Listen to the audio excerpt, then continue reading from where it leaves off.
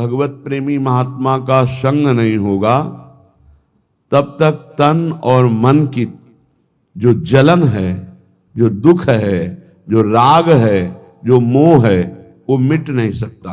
ये पक्की बात है। ये बड़ी सूक्ष्मता से देखा गया कि बड़ी कठोर साधना करने पर भी अहम सुरक्षित रहा। अहम सुरक्षित तो देह भाव सुरक्षित, देह भाव सुरक्षित तो हर विकार सुरक्षित। तब ये समझ में आया कि रसिक गुरुदेव की कृपा से जो अहम गलित होता है वो किसी साधना से नहीं। अहम गलित हुआ तो देह भाव मिटा, देह भाव मिटा तो सारे विकारों की गुंजाइश ही नहीं रह गई, क्योंकि अहम के ही देह भाव के महल में ही ये सारे विकार रहते हैं। वो निर्विकार स्थिति, वो दैन्यता, वो सहजता, वो कृपालुता, वो दयालुता आराध्य देव की रसिकों में होती है और रसिकों से उनके शरणागतों में उतरती है। इसलिए निशिवासर करी तिनकी सेवा, तन मन की तपन मिटइये। तन की और मन की। तन बड़ा स्वस्थ है, खूब सुख सामग्री है, पर मन असंतोषी है, पापाचरण का संकल्प करने वाला है, भगवद विमुख चिंतन करने वाला है। वो हर समय जलता रहेगा। व्यर्थ की सोच, समय को नष्ट करना, संकल्प विकल्प करके गंदी बातों का चिंतन करना, मानो दुख का बीज बोना है। अब मन या तो प्रभु में लगेगा या जगत में लगेगा, जगत में लगेगा तो भोगों में लगेगा, भोगों में लगेगा तो पाप बुद्धि होगी, पाप बुद्धि होगी तो दुर्गति, दुख, विपत्ति, संकट, एक क्रम है। हमारा मन प्रभु में लगा हो और तन में गलित कुष्ठ हो, कीड़ा पड़ गए हो, तो भी कोई फर्क नहीं पड़ता। मान लीजिए, अभी मान लीजिए आपका शरीर स्वस्थ है तो मन को प्रभु में लगाने का अवसर है। आप बहुत कृपा पात्र हैं प्रियालाल की, उनकी कृपा को ठुकराइए नहीं। यदि आपका शरीर स्वस्थ है तो आप सोचिए, आप आसन में बैठकर बहुत अनुष्ठान पूर्वक मंत्र जप सकते हैं। आप एक आसन में बैठकर पूरी चतुरासी जी का गान कर सकते हैं। आप एक आसन में बैठकर श्रीमद राधा सुधा निधि का गान करके प्रियालाल को रिझा सकते हैं। आपका शरीर स्वस्थ है तो आपकी साधना उत्तम बन सकती है। अब शरीर अस्वस्थ है, भगवदाकार बुद्धि है, कोई परेशानी नहीं। नहीं तो शरीर जब अस्वस्थ होता है ना, तो ये मन, ये इंद्रियां, ये बुद्धि इसी शरीर में आसक्त हो जाती है। बस हाय हाय, क्लेश, चिंता, शोक यही बना रहता है। इसलिए यावत स्वस्थ विदम कलेवरम। बुद्धिमान वही है कि आग लगने के पहले आग बुझाने की भी व्यवस्था रख ले। आग लगने पर कुआं खोदना मूर्खता है। ऐसे ही शरीर रोग ग्रसित हो जाए, फिर सोचो मेरा मन भगवदाकार हो जाए, तो ये मूर्खता, फिर नहीं लगेगा। यावत स्वस्थ विदम कलेवरम यावत च दूरे जरा। जब तक तुम्हारे अंग काम कर रहे हैं तो सत क्रियाएं कर लो, सत मार्ग का चिंतन कर लो, नहीं बाद में पछताना पड़ेगा। सच्ची मानिए, जब शरीर रोग ग्रसित होता है, भारी पीड़ाएं होती हैं, तो मन को प्रभु में लगाना असंभव, असंभव। अगर मन की गति पहले से प्रभु में गई है तो और जोर से भागेगी प्रभु की तरफ। अगर कहीं प्रभु में हो गई है तो कोई फर्क ही नहीं पड़ता है। निशिवासर करी तिनकी सेवा, रात दिन रसिकों की सेवा करके तन मन की तपन मिटई है। सेवा शब्द को अच्छी तरह से व्याख्या की गई है, उनकी रुचि में रुचि मिला देना, उनकी आज्ञा पर चलना। देखो, यदि कोई रसिक महापुरुष आपको स्वीकार कर लिए हैं तो ये श्री जी की अहेतुकी कृपा आपके ऊपर हुई है। उनका किसी से राग नहीं है, राग पूर्वक वो किसी से प्रेम नहीं करते, किसी से उनकी ममता नहीं है। उस सम स्थिति को प्राप्त महापुरुष यदि आपसे राग पूर्वक ममता पूर्वक बात कह रहे हैं तो आपके अहोभाग्य हैं। तू मेरा है, तू ऐसे चल, प्रियालाल को ऐसे प्राप्त कर, ये अहोभाग्य समझिए। वो अपने चिंतन को छोड़कर आपका चिंतन करके आपके दोषों की निवृत्ति के लिए आपको उपदेश कर रहे हैं। यह हेतु की कृपा लाडली जू की, आपकी तरफ वो देख रहे हैं, आपसे बात कर रहे हैं, आपको अपना मान रहे हैं, और कहीं आपको उनका उच्छिष्ट प्रसाद मिल रहा है, आपको डांट पड़ रही है, आपके अंदर उनका भय है, तो निश्चित आपका परम कल्याण कोई रोक नहीं सकता।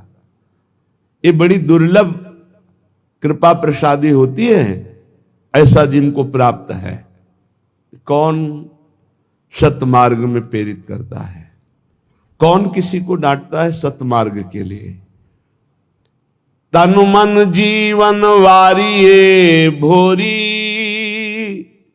भोरी सखी है। अगर ऐसे रसिक मिल जाएं तो तन मन दोनों न्योछावर कर दो, उनकी आज्ञा पर चलो। जैसे बेटा स्वस्थ हो, खेल रहा हो, ये देखकर मां को जो सुख मिलता है वो किसी और को सुख नहीं मिलता है, और तो देखकर बस चल देगा, लेकिन सुखानुभूति मां को होती है। ऐसे ही जब कोई परमात्मा प्राप्ति के लिए साधन परायण होता है, हृदय में वो गुरु आज्ञा का पालन अक्षरशः करता है, तो जो गुरुजनों को सुख मिलता है, रसिकों को सुख मिलता है, वो कोई नहीं जान सकता। एक दृष्टि में जीवन का परिवर्तन करने की सामर्थ्य होती है। वो दृष्टि कब प्राप्त होती है? जब वो संपूर्णतया ये जान लेते हैं कि आप उनकी आज्ञा में हैं, आप उनके हैं, आप एक अक्षर भी उनकी आज्ञा का उल्लंघन नहीं करते, तो हृदय में एक आह्लाद होता है। उसी आह्लाद स्थिति में जब श्री जी के सुमिरन में गाढ़ चिंतन में होंगे, उस समय जब आपका चिंतन कर लेंगे तो आप निहाल हो जाओगे, आपके जीवन का परिवर्तन हो जाएगा। रसिक महापुरुषों की कृपा जानते हो कैसे होती है? जो एकांत में प्यारे जू की सेवा में होते हैं भाव देह से, और उस समय जिसका चिंतन कर ले बेड़ा पार हो गया। उस समय जिसका चिंतन कर ले, उस समय उसी का चिंतन प्रियाजू देती है। प्रियाजू देती है जो तन मन प्राण समर्पित करके उनकी आज्ञा में। एक होता है मुंह देखी समर्पण, मुंह देखी समर्पण, सामने हाजी हाजी करना और पीछे मनमानी करना। और एक होता है जीवन समर्पण, वो देखे ना देखे, बोले ना बोले, माने ना माने अपना, लेकिन हमें उनकी आज्ञा का पालन करना है। ऐसे का स्मरण होता है प्रियालाल की। जब मानसिक सेवा में रसिक महापुरुष होते हैं तब ऐसों का स्मरण, और उस समय जो शीतलता होती है वही शीतलता आशीष बनकर उस जीव का परम मंगल कर देती है जो उनकी आज्ञा पे चलते हैं। भोरी सखी कह रहे, तन मन जीवन वारिये भोरी, आखिन माही बसइये, निशिवासर करी तिनकी सेवा, तन मन की तपन मिटइये। भोरी सखी कहती है, यदि भगवत कृपा से ऐसे रसिकों का संग मिल जाए, तन मन जीवन सब कुछ न्योछावर कर दे उनके ऊपर, अर्थात उनकी आज्ञा पर चले, आखिन माही बसइये। मेरे नेत्र अगर ध्यानस्थ हैं तो गुरुदेव की रसिक गुरुदेव के ध्यान में मगन है।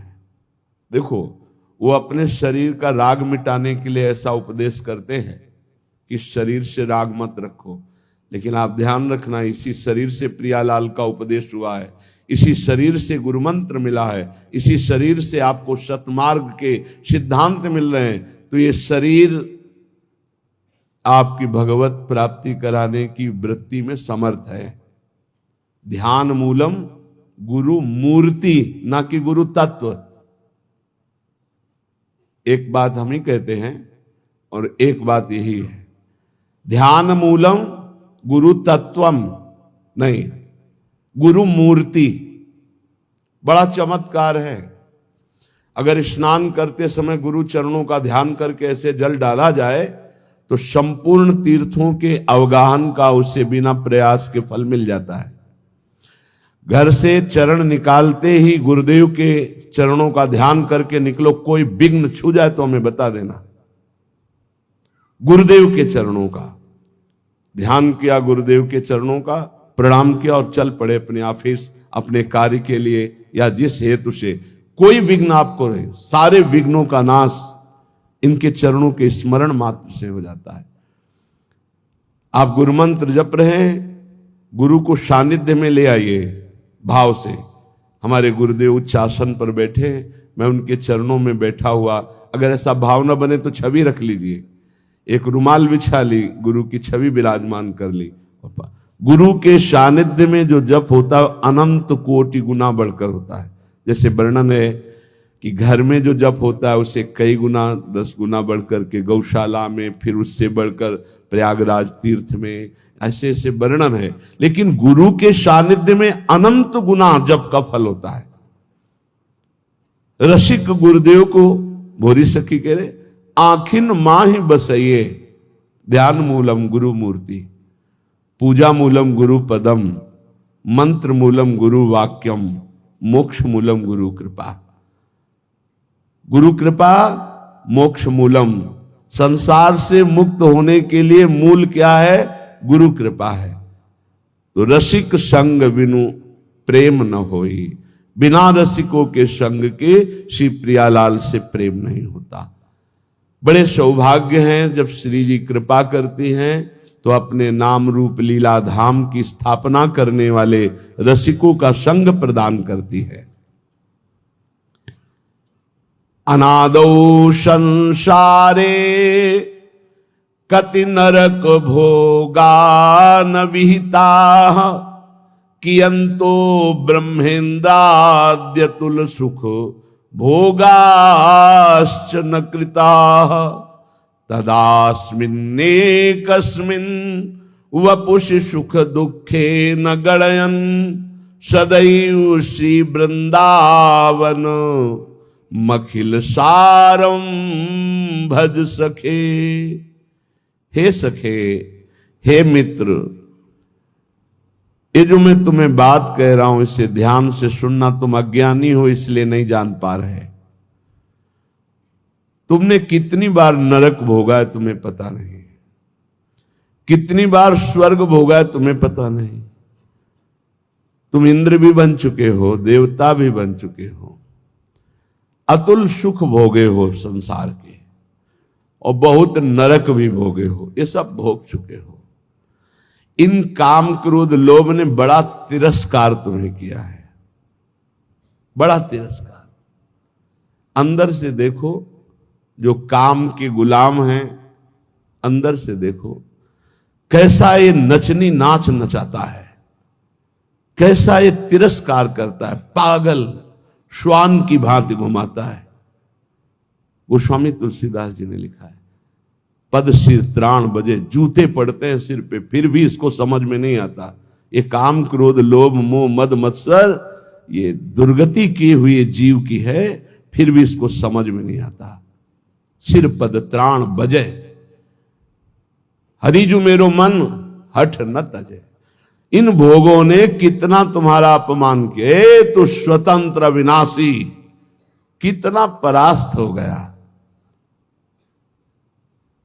कामी पुरुष चरणों में झुकता है सिर्फ काम संयोग के लिए, कसम खाता है कि आपके सिवा मैं किसी से क्या क्या दैन्यता, अगर ऐसी दैन्यता गुरुदेव से कर देता तो परब्रह्म की प्राप्ति हो जाती। आप बोलो, आप कहो तो अभी प्राण त्याग दे, आप बोलो अभी प्राण त्याग दें, त्याग देते हैं। क्या क्या इस काम ने नचनी नाच नचा रखा है त्रिभुवन में। श्रीपाद कह रहे बहुत धैर्य पूर्वक, हे सखे, हे प्रिय मित्र, तुम्हें नहीं दिखाई दे रहा, मुझे दिखाई दे रहा है, क्योंकि त्रिकालज्ञ है, तीनों कालों का ज्ञान है। कह रहे तुमने कितने नरक भोगे तुम्हें पता नहीं। जैसे मां के गर्भ में रहे तो क्या पता हमें कैसा कष्ट था, कोई याद नहीं है। ऐसे कितनी बार तुम स्वर्ग गए तुम्हें पता नहीं। अर्थात स्वर्गिक सुख, नारकिक दुख, इनको तुम बहुत भोगे हो। इन काम क्रोध आदि दुश्मनों ने कितना तुम्हारा तिरस्कार किया। धिक्कार है, धिक्कार है। बहुत बहुत विचित्र दशा है। महाराज पुररवा का वैराग्य एकादश स्कंद में लिखा हुआ पढ़ना चाहिए। और महाभारत में हमने पढ़ा पुररवा जी की दशा, पागलों जैसे उर्वशी के प्यार में डूब। ऐसी स्थिति के प्राण निकल जाएंगे जब उर्वशी अंतर ध्यान हो गई।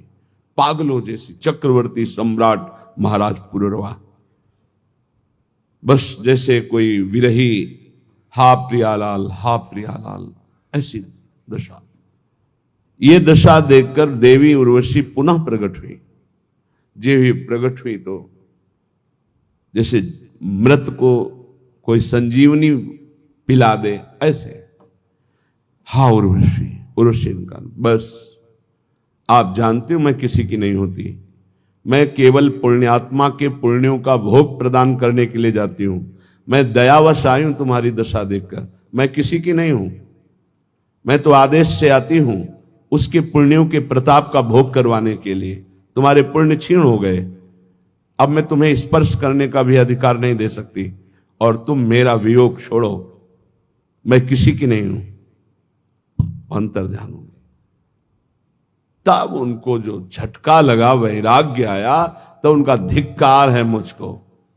भगवान बड़ी कृपा करते हैं जब सांसारिक प्यार में ठोकर दे, बड़ी कृपा होती है उनकी। जिनको थोड़ा भी धर्म का ज्ञान है तो उनका रास्ता प्रभु की तरफ खुल जाता है। जैसे चिंतामणि ने ठोकर लगाई तो बिल्व मंगलाचार्य बन गए। ठोकर लगनी आवश्यक होती है। बहुत द्रवित हृदय होता है आशिकों का, वही आशिकी अगर मुड़कर हरि की तरफ लग जाए तो परमानंद की प्राप्ति हो जाए। पूज्य जीव गोस्वामी जी से जब कोई दीक्षा लेने जाता था तो ये पूछते थे तुम्हारा मन कहां आसक्त है? तो कहते स्त्री में। ठीक है, काम हो जाएगा। मंत्र दे, तुम्हारा मन? बोले पुत्र में। हाँ ठीक। एक आए धनी, कुछ भेंट रखी और कहा शिष्य बनना चाहे, तुम्हारा मन कहाँ है? बोले किसी में आसक्त नहीं है।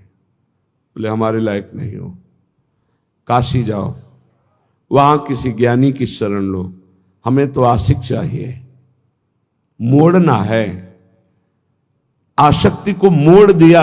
जो पत्नी में है, पुत्र में है, मां में है, पिता में है, शरीर में, भोगों में, वैसी थोड़ा प्रभु में हो जाए, निहाल हो जाए जीव। कहते तुम जरा सोचो, सब बैठे हो, सोचो जरा कैसा तिरस्कार करते हैं काम क्रोध लोभ आदि। आप गिड़गिड़ाते हैं, आप चरणों में गिरते हैं, और वो रौंदता है काम। वो तुम्हारे तनिक भी सम्मान की बात नहीं देखता।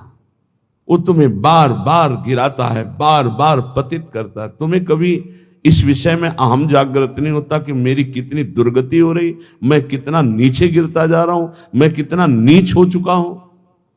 कभी इसमें अहम जागृत करो कि अय काम तूने बहुत परास्त किया, अब मर चाहे जाऊं तुझे स्वीकार नहीं करूंगा। एक बार करो तो भगवान का बल जागृत हो जाए। जहां अहंकार नहीं करना चाहिए वहां अहंकार करते हो। गुरुजनों से, पूज्य जनों से, शास्त्रवेत्ताओं से, भगवत प्रेमियों से यहां दैन्यता, यहां गिड़गिड़ाओ, यहां बार बार अपने अहंकार को गिराओ तो यहां मंगल हो जाएगा। लेकिन नहीं, यहां अहम दिखाओगे और वहां काम की गुलामी में गिड़गिड़ाओगे, वहां अपने आम को जागृत करो तो तुम्हें वीर समझे कि अय काम, अब तक बहुत परास्त किया, आज मैं भगवान के चरणों का आश्रय लेकर देखता हूं कि तू अब कैसे परास्त करता है। तू भी भगवान की शक्ति से युक्त है, तो मैं भी भगवान का अंश हूं और उन्हीं की शक्ति से संपन्न हूं। देखता हूं तू मुझे कैसे परास्त करता है। यहां हम जागृत करो तो कुछ समझ में आवे। इन काम आदि दोषों ने कितना तिरस्कार किया, हे सखे कभी तूने सोचा? नहीं। अब वर्तमान में सोच लो, अभी इसी क्षण। ये मानव देह इन विकारों पर विजय प्राप्त करके भगवदानंद में डूबने के लिए मिला है। इसलिए हे सखे, मत सुख की लालसा से इन काम आदि की गुलामी करो। ये कभी सुख नहीं देने वाले, क्लेश, अशांति, जलन के सिवा नहीं मिल सकती। लिख लो कागज में या दिमाग में लिख लो, भोगी पुरुष को केवल अशांति, क्लेश, हीनता, भय और असत विचार, यही उसके बढ़ते चले जाते हैं। व्यर्थ की सोच, व्यर्थ की सोच। ओवर थिंकिंग, ये पूछ रहे थे कि ये ओवर थिंकिंग कैसे जाएगी? भगवान के आश्रित होकर नाम जपने से, एक कामादि दोषों की गुलामी से, ये व्यर्थ चिंतन, इसे हिंदी भाषा में व्यर्थ चिंतन, वही तुम व्यर्थ का चिंतन करते हुए भयावह अंदर वृत्ति जागृत, घबराहट होना, चिंता होना, शोक होना, ये अपने आप बढ़ते जाएंगे, क्योंकि तुमने असत भोगों का दासत्व स्वीकार। एक कभी अहंकार जागृत करो। हम कहते हैं जागृत करो, घमंड करो इस बात का कि हम प्रियाजू के हैं, हम प्रभु के हैं, अब तुम विकार मुझे कैसे परास्त कर। नहीं, गुरुजनों से आंख टेढ़ी करके देख सकते हो, लेकिन विकारों से नहीं। ये आप अंदर देख लो, बैठे हो अपने सब, जैसा वो कहेंगे वैसे ही तुम्हें घुटने टेकने होंगे। वहां अहंकार तुम्हारा नहीं दिखाई देता। बहुत हुआ, अब नहीं। कभी ऐसा नहीं सोचते हो। अगर सोचोगे भी तो एक ही धोबिया पछाड़ मारेगा, काम की मुंह भरा गिर जाओगे। अगर बचना है तो हरिनाम बल, राधा राधा राधा राधा और महापुरुषों के चरणों का आश्रय करें। परम सार श्री वृंदावन में आ जाओ, रसिकों का संग करो, नाम बल जागृत करो और इन विकारों की गुलामी से मुक्त हो जाओ। बहुत बार स्वर्ग भोगे हो, बहुत बार नरक भोगे हो। कहे कि अंतो ब्रह्मेंदाद्यतुल सुख भोगाश्चन कृता। तुमने ब्रह्म सुख, ब्रह्मा का सुख, इंद्र का सुख, देव सुख सब भोगे। और अनादौ संसारे कति नरक भोगान विहिता। ये अनादि है, कब से हुआ कोई पता नहीं। कितनी बार नरक भोगा तुमने। अभी भोगों का तिरस्कार सह रहे हो, काम क्रोध आदि की गुलामी में फंसे हो। अरे जागृत हो, तू अविनाशी का बच्चा है, तुझे कोई नहीं परास्त कर सकता। शरीर भाव में आने के कारण तेरी दुर्गति हो गई। उठ, अपने स्वरूप को जान। इसीलिए मानव देह मिली है। श्री वृंदावनवासी पाद रजसा सर्वांगमा गुंठयन। श्री वृंदावन में कमुज्ज्वल तमम पश्यन समस्तोपरि। श्री वृंदावन माधुरी भिर्निशम श्री राधिका कृष्णयो रप्यावेश मनुस्मरन न दिवस श्रीधाम वृंदावनम। कैसे शरीर पावन हो, मन पावन हो, मेरा पवित्र हम कैसे हो जो मैं निर्विकार हो जाऊं। कह रहे जो वृंदावन के प्रेमी रसिक जन हैं, ब्रजवासी जन हैं, इनकी चरण धूलि में लौट जाओ। इनकी चरण रज रोज शरीर पे लगाओ। श्री वृंदावन वासी पाद रजसा सर्वांगमा गुंठन। बहुत बड़ी वस्तु है ये वही पकड़ सकता है जिस पर श्री जी की अहेतु की कृपा है। भरत जी जो जड़ भरत जी के रूप में है, उन्होंने कहा बिना महत्पाद रजोभिषेकम बिना महापुरुषों की चरण रज से अभिषिक्त हुए ये ब्रह्म बोध नहीं प्राप्त होता। प्रहलाद जी ने भी कहा जब तक अकिंचन भगवत प्रेमी महात्माओं की चरण रज में अभिषेक नहीं होगा तब तक मेरी जैसी मति है ऐसी हरि में नहीं होगी। नैषाम मति तावदुरुक्रमांग। यहां श्रीपाद कह रहे हैं काम क्रोध आदि पर विजय प्राप्त करने के लिए, समस्त भोगों पर विजय प्राप्त करने के लिए, समस्त दोषों का तिरस्कार पूर्वक त्याग करने के लिए क्या करो? बोले श्री वृंदावन वास पाद रजसा सर्वांग मां गुंठन। कोई अंग न बकाया रहे, पूरे शरीर में वृंदावन की रज लगाओ। ये चिकनी चमड़ी रजोगुण पैदा करके भोगों में फंसाती। मान लीजिए हमारी प्रार्थना, जितना शरीर को सुकुमार करोगे, साबुन लगाओगे, चिकना करोगे, उतना ही मन गंदा होगा। लिख लो दिमाग में, शरीर राग त्यागी ही भगवत अनुरागी होता है। इस बार बढ़िया शरीर मिल गया, अगर बढ़िया कार्य नहीं करोगे तो घटिया शरीर मिलेगा। न जाने कितने पशु पक्षियों को क्या क्या पीड़ाएं सहनी पड़ती, क्या क्या कष्ट सहना पड़ता है, कैसे। इसलिए इस मानव देह की चिकनाहट चमड़ी को देखकर गर्व मत करो कि मैं रूपवान हूं या तू रूपवान है। यहां कोई रूप नहीं, ये सब मरे हुए रूप हैं। मृत्यु लोक है इसका नाम। अगर रूप ही देखना है तो ऐसे ऐसे रूप हैं कि बड़े बड़े जितेंद्री मूर्छित हो जाएं देवलोक में, ऐसे रूप हैं। और देवलोक भूलोक रसातल सुनि कवि कुल मति डरिए, सहज माधुरी अंग अंग की कई कासो पट तरिए। देखो माई सुंदरता की सीमा। आओ इधर देखो रूप, लालजू का लावण्य देखो, प्रियाजू का रूप देखो। श्री वृंदावन में कम उज्ज्वल तमम पश्यन समस्तोपरि। पश्यन देख बा माधुर्य रस की वर्षा करने वाले श्री राधिका कृष्ण यो श्री श्यामा श्याम यहां बेहरण कर रहे। इसलिए मेरी बात मान जा, वृंदावन की रज को एकत्रित कर लो और स्नान के बाद रोज लगाओ।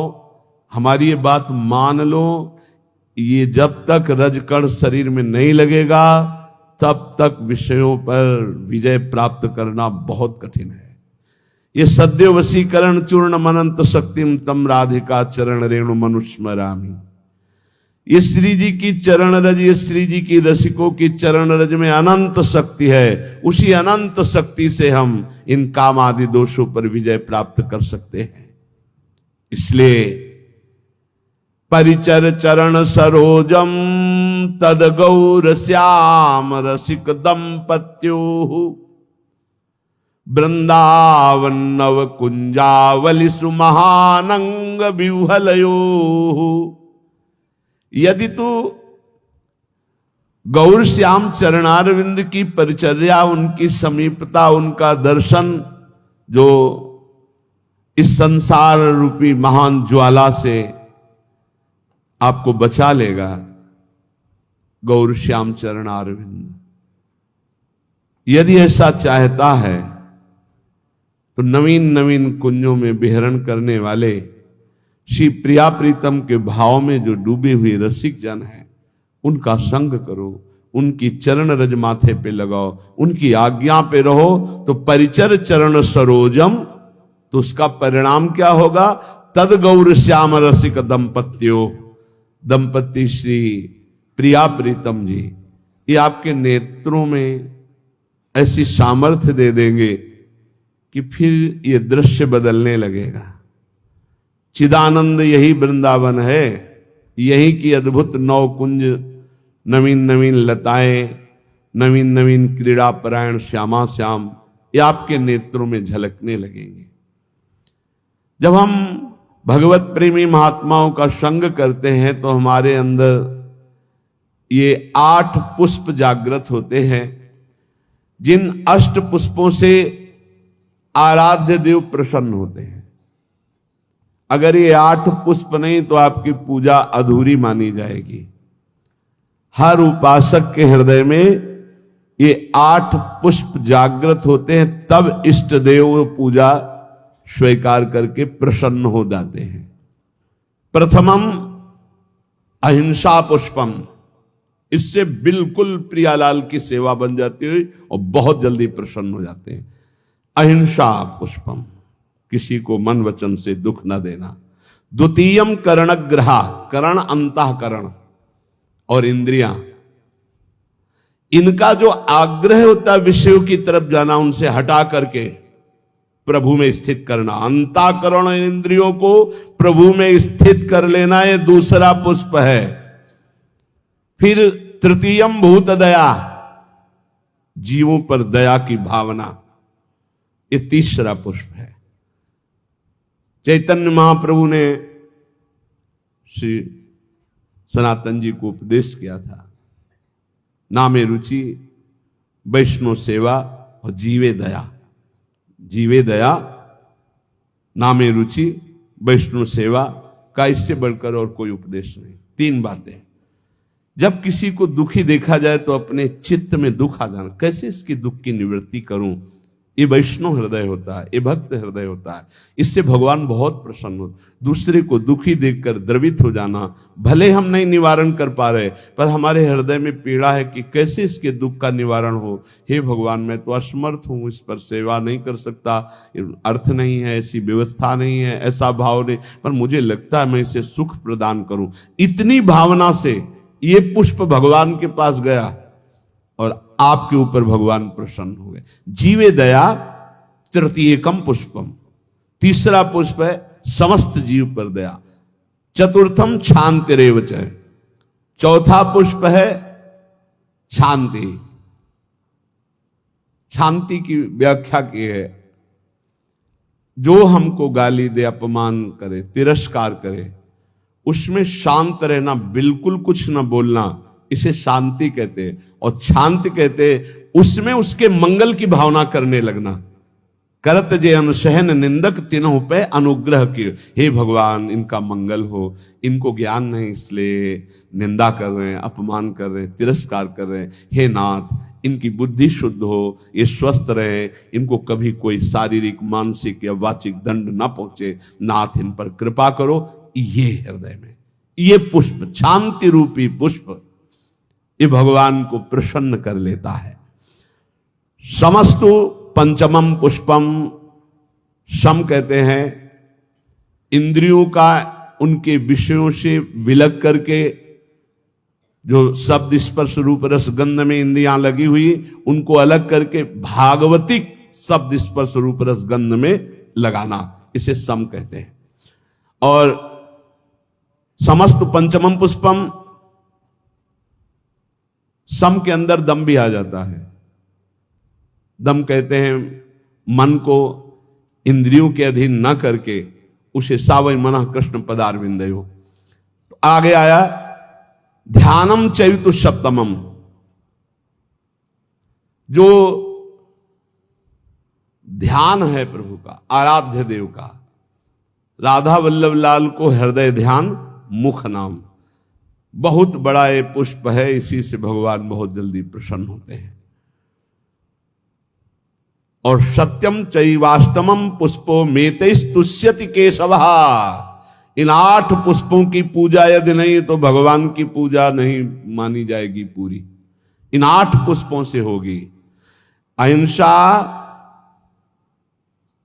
और अंतःकरण का वशीभूत होना, अर्थात अंतःकरण के अधीन ना होकर उसे अपने अधीन करके भगवदाकार करना। जीवों पर दया करना। शांति, जो आपका अपमान करे उनका मंगल मनाना। शम, इंद्रियों को निर्विषय करके भगवदाकार करना। दम, मन को इंद्रियों की अधीनता से हटाकर प्रभु के चरणों के चिंतन में लगाना। ध्यान, अपने आराध्य देव के रूप का ध्यान करना। और 8वां सत्य, सत्य वचन बोलना, सत्य में स्थित रहना, सदाचरण करना, सत्संग करना, सद्भाव रखना।